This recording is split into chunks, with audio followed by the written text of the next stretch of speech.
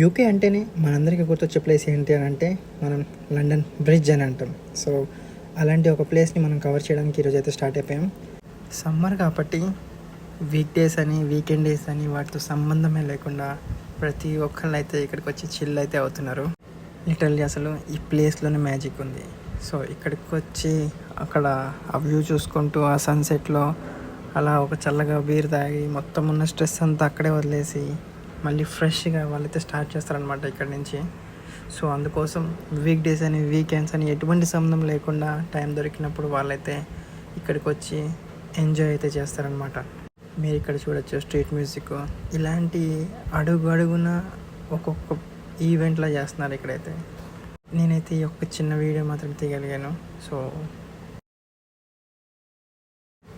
ఈ యొక్క నా చిన్న ట్రిప్ని ఒక లాంగ్ వీడియోగా అయితే చేసి నేనైతే నా ఛానల్ అయితే అప్లోడ్ చేశాను.